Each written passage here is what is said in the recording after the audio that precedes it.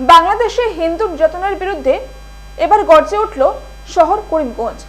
সে দেশের হিন্দুদের নিরাপত্তার দাবিতে আজ রাস্তায় নামতে দেখা গেছে হাজার হাজার পুরুষ মহিলা। সবার মুখে একটাই দাবি, বাংলাদেশের হিন্দুদেরকে নিরাপত্তা দিতে হবে।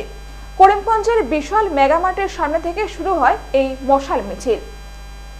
এই মিছিলটি স্টেশন রোড ঘুরে বিসর্জন ঘাটে গিয়ে বিরাম নেয়।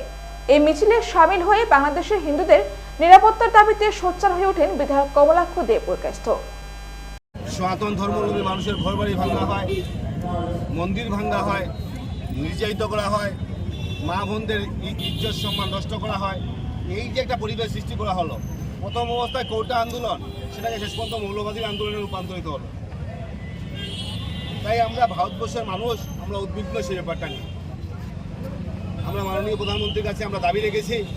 ইতিমধ্যে ভারতবর্ষের প্রধানমন্ত্রী বারবার মিটিং করছেন যে বাংলাদেশের সনাতন ধর্মাবলম্বীরা কীভাবে শান্তিতে সুস্থ থাকতে পারে, ভালো থাকতে পারে, এবং সেই দাবি আমরা প্রধানমন্ত্রীকে জানাচ্ছি।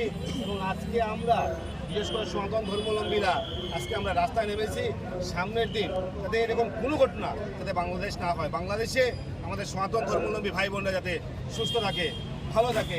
এইরকম আর হতে পারে না যে বারবার আমরা দেখতে পারি কোনো ঘটনা হওয়ার পরই সেই ঘটনা কনভার্ট হয় যে হিন্দুদের ঘরবাড়ি ভাঙ্গা, হিন্দুদের অত্যাচার উপর অত্যাচার।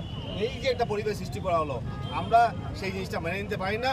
তার জন্য আমরা আজকে রাজপথে আমরা নেমেছি এবং সামনের দিন যাতে এই মেসেজটুকু যাতে আমরা বাংলাদেশ সরকারের কাছে যাই, এবং বিশেষ করে শুধু বাংলাদেশ সরকার নয়, আজকে এই ঘটনার জন্য শুধু ভারতবর্ষ নয়, বিশ্ববাসী আজকে লজ্জিত। বাংলাদেশ যে জিনিস দেখা, ছাত্র আন্দোলনে যে আন্দোলন দেখতে পারলাম যে সনাতন ধর্ম নাকি শান্তির ধর্ম। হ্যাঁ, সনাতন ধর্ম শান্তির ধর্ম আমরা মেনে নিলাম, কিন্তু সেই শান্তির ধর্মে আমরা যে জিনিসটা দেখতে পারলাম, যে অরাজকতা দেখতে পারলাম, যে মানসিকতা দেখতে পারলাম, যে চুরিজামাই দেখতে পারলাম, সেই জিনিসটা আমরা মেনে নিতে পারি না। তাই সামনের দিনে আজকে ভারতবর্ষ হোক, আজকে বাংলাদেশ হোক, সংখ্যালঘুরা সুস্থ থাকবে, ভালো থাকবে, সেটাই কাম্য। আজকে বাংলাদেশে যে জিনিসটা দেখতে পাচ্ছি আমরা, আমাদের ভারতবর্ষে কিন্তু সেই পরিবেশ নেই। আমাদের ভারতবর্ষে সেই পরিবেশ হয়নি। আমাদের ভারতবর্ষে তো সুস্থ সুন্দর পরিবেশ আছে।